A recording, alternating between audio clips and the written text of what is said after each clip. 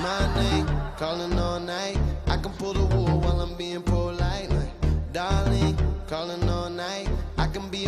It's what we do on a daily basis, playing international sounds, playing tomorrow's hits today, right here on YFM 992. Jidenna, how do people say your name in different parts of the world? Is it J-Denna or Jidenna? That's a new one. No, they say, how do they say my name? I mean, Jidenna. Some people say Jidenna. What'd you say? What'd you call me? Jidenna. Oh, J-Denna. Yeah, that's interesting. Some people call me J-Denna or Denna, but it's Jidenna. Jidenna. Or Jidenna. And what does it mean? The name itself. Jide means to embrace or to hold in Igbo. Jide means the father. So holding the father, to hold the father. Yeah. That's awesome, man. I mean, the interesting part about this is that a lot of people get surprised when they say you are Nigerian. We're like, how? Do you have the genes that run in you? Like, are you fully Nigerian? Of course. I'm fully Nigerian. I'm also fully American. I'm Scottish American, Irish, German. I don't know. It's my mother was a combination of those. Yeah. And English as well. But fully American, fully Nigerian, fully black, fully white. I'm a human squared. Yeah. And when we talk music, has music always been something that you've always wanted to do? Yeah. Since I was 10, I wanted to do music. I was a poet first as a little boy. Then I made beats because I was the worst rapper in my neighborhood, so I had to make my own beats so I could make songs. Yeah. And then I wanted to be a historic figure. I never wanted to be a star. I just wanted to be, as a boy, my dream was to be heralded as a leader. So my first beat, I put Martin Luther King and Malcolm X on it, kind of rapping on it. That was my entry. And those are the people that you looked up to? Yeah, when I was Or you looked for inspiration to as well? Absolutely. Okay.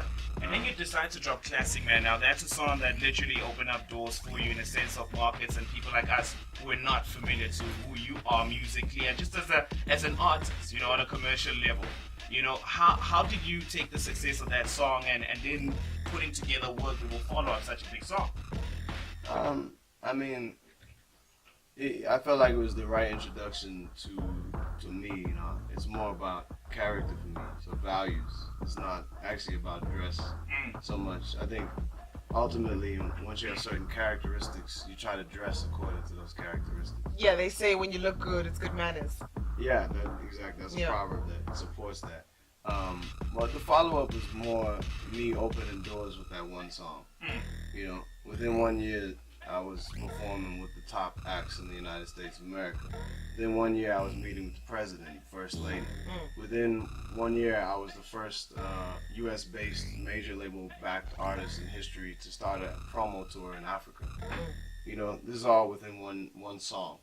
So we like to do a lot with a little, and that's how we play. You really do. I like what you say because I'm about to spin it a little bit more.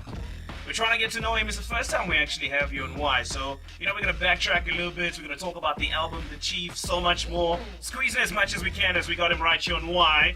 20 minutes after 3. Hanging out with Jidenna in the building. He's out here in South Africa and he just feels like he's at home. It's all about the album, The Chief, right? I was checking out Thrillist.com actually this morning, and your album also has been mentioned as one of the top 20 best albums of 2017. And I'm sure for any artist, when you drop a project, it's like you letting everyone into your space, into your world, because that's how we'll remember you for that year if you're going to decide to drop one album. The idea behind The Chief, what was the concept? I wanted to tell a story of myself becoming a man.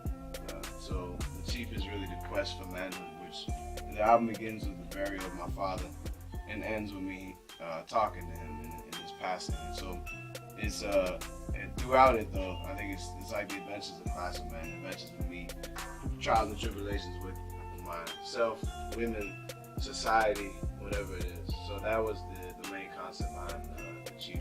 I was actually about to talk about the trials of women. Yeah. You talk a lot about love. Are you in a relationship? I just want to know. I mean, we're always in relationships, but no, I'm technically single. Technically single, so not married. No, I'm not married. I don't have a girlfriend right now.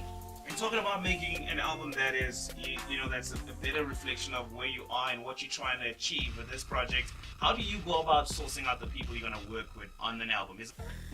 I make a lot of music in privacy when I started. I usually start the production or the lyrics or whatever I'm working on, and then I build up the song to the best of my ability, pass it to Nana, who's my production partner in crime, and then we as a team, Fair Fantasy Wonderland, we build it up together.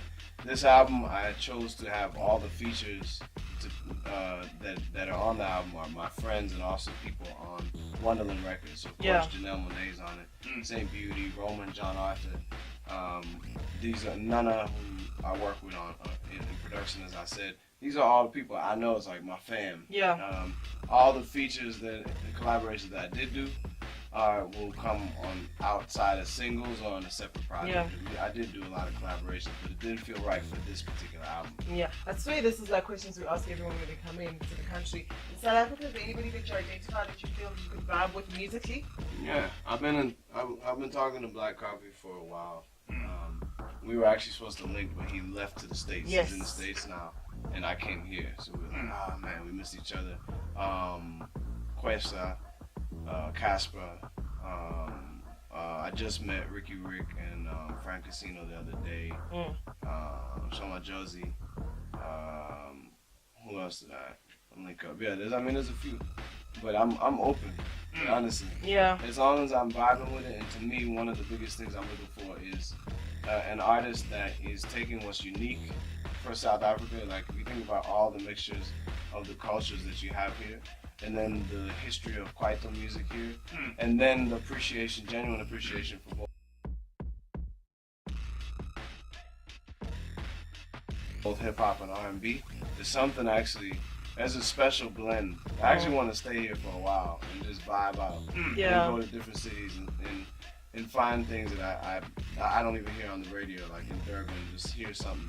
So I actually think South Africa has a huge, it's growing, it's already growing now in the world, but huge potential for having a sound that the entire world is going to just fall in love with, the way Jamaica did with reggae and dancehall. I sincerely believe that. Yeah. You know, you party in almost all the cities in South Africa. Which city you honestly wouldn't mind partying the whole week?